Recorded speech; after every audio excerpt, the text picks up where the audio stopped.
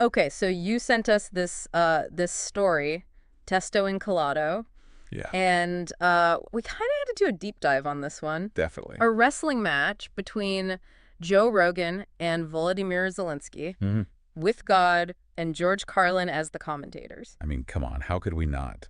That's not something you see every day, so we had to take a closer look. It's just too good to pass up, right? Yeah, Right from the start, you know this is going to be wild. it really is, and especially Especially with the setting, The MGM Grand, yeah. packed with Trump supporters. You just know the author is going for satire here. Oh, absolutely. It's over the top, but like in the best way possible, you know? It's like they're not even trying to be subtle about it. Exactly. But that's what makes it so fun. What I thought was really interesting was how they're using this completely absurd situation to actually say something kind of deep Oh, yeah, totally. about how we see the world. Especially when it comes to figures like Rogan and Zelensky, these larger-than-life personalities. Mm. Yeah, it's like they're holding up a funhouse mirror to reality. Exactly. And it forces you to confront things you might not want to see otherwise. And like take the audience in the story. Oh, man, they are something else. They're like diehard Rogan fans. Yeah. But they boo Zelensky even when he's literally chained. Like the guy's clearly the underdog here. And you have to wonder, right? Yeah. Like, how much of that is just their preconceived notions? Like, they can't even see what's right in front of them. That part reminded me of how we were talking about Zelensky before, like when the invasion first happened. Oh, yeah. And we were both kind of surprised I think everyone was. by how resilient he was. Yeah. And how much of a fighter he turned out to be. It was unexpected, that's for sure. It was. And this scene, it's almost like it's capturing that unexpected strength, but then the way the audience reacts, it's almost like It's like they're rejecting reality because it doesn't fit with what they want to believe. exactly. It's like their support for Rogan just completely blinds them to Zelensky's To his courage. yeah. And that brings us to Rogan's character, right? He's portrayed as this arrogant, kind of like bully, with Hulk Hogan and Sylvester Stallone in his corner. It's almost like they're ganging up on Zelensky. Yeah, and the way he's like constantly boasting about his strength and like insulting Zelensky, it's almost comical, you know? It is. It's like a caricature. It's like the author's highlighting the difference between like actual courage and just like, Bluster. yeah, like just talking a big game. It made me think about how often we do that, especially in this day and age with social media and everything. Mhm. Like, we mistake loudness for strength. Yeah. And Rogan's character's like the embodiment of that. Yeah, totally. Like this performative masculinity, you know what I mean? Where it's all about appearances. Exactly. And the story really cleverly undercuts that by showing how quickly he crumbles when he's actually faced with some, With some real opposition. Yeah. Remember, he tries to run away. he does. He tries. It's like, wait, I thought you were, you know? Yeah, Mr. Tough Guy. Where'd he go? And then Zelensky wins, and he's like, no, he cheated.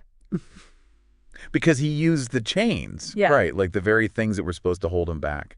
Yeah, it's like, is that a metaphor for something, do you think? I think it has to be. It's such a perfect little satirical jab, Yeah. Like those people in power, when they're confronted with their own weaknesses, they try to change the rules. They can't handle it. They just can't handle it. Rather than, lose gracefully, they have to shift the blame. And it's amazing how often that actually works, you know? It really is, and it's kind of terrifying. It is. Because, like, in the story, even though the audience saw Rogan's, like, cowardice firsthand, Mhm. they start cheering for him again just because he cried foul. It makes you wonder how easily we can be manipulated. Especially when we already want to believe something. Right. It's like we're predisposed to be, taken in by certain narratives. And then you add this whole other layer of God and George Carlin as commentators, you know? I mean, the author could have chosen anyone. Literally anyone. But this just feels so deliberate. It adds a whole other dimension to the story. It does. What do you think about that? Well, for me, I mean, George Carlin, you immediately think of his humor. So sharp, so cynical. Yeah, and his social criticism, He always saw through the BS. He wasn't afraid to call it out.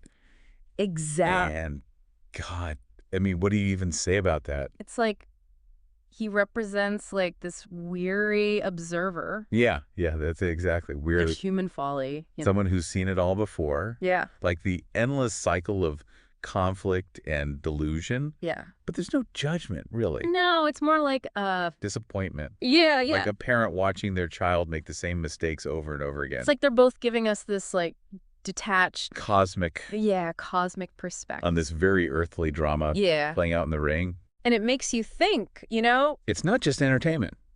No, it's not. There's something deeper going on here. The story, while being, you know, completely outlandish and crazy, it's actually prompting us to think about some pretty profound ideas. Oh, absolutely. And we've only just scratched the surface here. Yeah.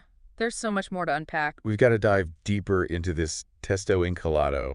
This fictional wrestling match is like a springboard for some really big questions. Yeah, some really big questions. Questions I think you're going to find quite fascinating. Let's do it. Let's delve in. You know, one thing that I kept thinking about was the bodyguards. Oh, yeah. Who, like, drag Zelensky into the arena. Yeah. They're never actually, like, named. Right. But they're like this ominous presence. Yes, totally. So, like, they're like representing the forces trying to silence him. It's like keep him down. Keep him from having a voice, yeah. And that ties in with the chains, right? Yeah. Like, I mean, we've talked about the chains symbolizing the constraints he's facing, but it's also like there's this element of underestimation too, right? Yeah, like everyone in that arena, Rogan, his cronies, the guards, they're all underestimating Zelensky. Totally. They see the chains, they see the physical limitations. Like, oh, he's held back, literally. But they're missing the spirit. The unyielding spirit. Yeah, it's like that Shakespeare line, right? Though she be but little, she is fierce. Yes. Perfect. Right. It really is. And it also made me think of, you know, that whole David and Goliath thing? Oh, yeah. The classic underdog story. Right. Like the seemingly weaker opponent. Finding a way to triumph. And even you see it in his fighting style. Yeah. Tell me about that. Well, like, he uses the chains. He does. To his advantage. It's so clever. Right. Like, turning his supposed weakness into like a weapon. It subverts your expectations, you know? It does. It makes you think, is the author hinting at it? What different kind of strength here? You know? Absolutely. Like one that's not just about brute force. Yeah. It's about, you know, resourcefulness, resilience. But it makes you think about Rogan and his cronies, you know, like Hulk Hogan, Sylvester Stallone. Oh, yeah. What about them? What do you make of their role in all of this? Well, I mean, like we were saying before about performative masculinity. Right. They're like these, you know, larger-than-life caricatures of it. And yet their loyalty to Rogan just seems shallow. Yeah, it's based on his power, not on any, like, real sense of principle. Yeah, it's like they're just worried about being on the winning side. More than what's right or wrong. And it makes you think about, you know, what? The influence that figures like Rogan have. Okay. Like, are they actively promoting, you know, harmful ideas? Yeah. Or are they just, you know, catering to what their audience already wants to hear? Yeah. It's tough, right? I don't know if there are any easy answers here. No, it's complex. But it makes you think about, like, groupthink. Yeah. And how the desire to belong can lead people down some pretty dangerous paths. You know, it's interesting. We've talked about Rogan, Zelensky, the cronies. But there's this other character who I feel like is kind of stuck in the middle of all of this. Who's that? Dan Peterson, the sports commentator. Oh, yeah. What about him? He seems so out of his depth. Oh, totally. Like bewildered by everything. Yeah, by this whole spectacle. It's like he represents that part of us that's just like trying to make sense of the world, you know? Yeah, the world's gotten crazy. Yeah, it's like he's the voice of reason, but he's constantly being drowned out by the noise. The crowd, the spectacle. It's like he's trying to cling to objectivity. Yeah. But he's just swept along by the current, you know? Yeah. He can't resist. And that makes me think about what we were saying before. About? The power of narrative, you know? Oh, yeah, totally. How it shapes our perceptions of reality. Because even though Rogan is, like, clearly in the wrong, right? Yeah, he's weak, he's lying. But he's still able to control the narrative. Just by, like... sheer force of personality. And the crowd just eats it up. They want to believe him. Because it confirms their biases. Exactly. Like, the truth. It's a slippery thing. It really is. And it makes Peterson's role even more, like, I don't know, like, sad or something. Yeah, I get that. Because he sees what's happening. Yeah, he recognizes it. But he can't do anything about it. And it makes you think about us. You know, like, how are we supposed to navigate a world where everyone's trying to tell us what to think? Yeah. How do we know it's true anymore? These are big questions. So they just questions. And this story, as crazy as it is, it really tackles them head on. we've got Rogan, this embodiment of, like, bluster and manipulation. We've got Zelensky, the unexpected hero. Hulk Hogan and Stallone, the cautionary tale. Blind loyalty. Yeah. And Peterson, that voice of reason that's just lost in all the noise. It's quite a commentary, isn't it? It's a commentary on the human condition, I think. And what makes it so great is that it doesn't give us easy answers. No. It's not like, here's the solution. It's like, here are some uncomfortable truths. Now deal with them. Yeah, you're on your own. Figure it out. Wrestle with them, just like Zelensky's wrestling with his chains. Speaking of wrestling, we haven't even talked about the ending yet. Oh, yeah, we can't forget about that. It's a doozy. It ties everything together. It's the perfect ending. It really is. And it leaves you thinking long after you finish reading. It does. Shall we unpack it? Let's do it. Okay, so we've talked about all the symbolism and the characters and the satire and everything. Yeah. But let's get to, like, the climax of this whole thing. Zelensky wins. Yeah. Against all odds. I did not see that coming. Me neither. The guy was chained. Talk about an underdog. And he was facing, like, 3 opponents at once, basically. It's a victory that, like, flips everything on its head.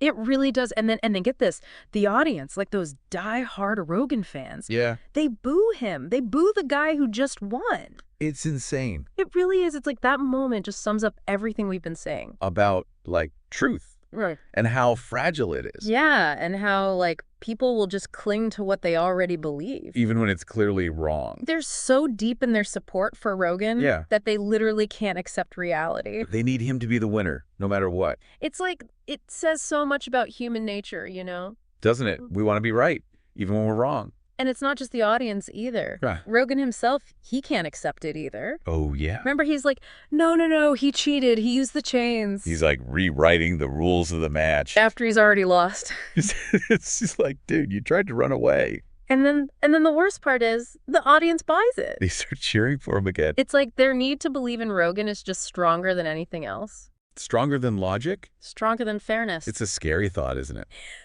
It is how easily we can be, manipulated. Yeah. Especially when someone's playing to our, like, deepest fears and stuff. I think the author really nailed that part. He did? And then remember how God and Carlin react? Oh, yeah. What about them? They just, like...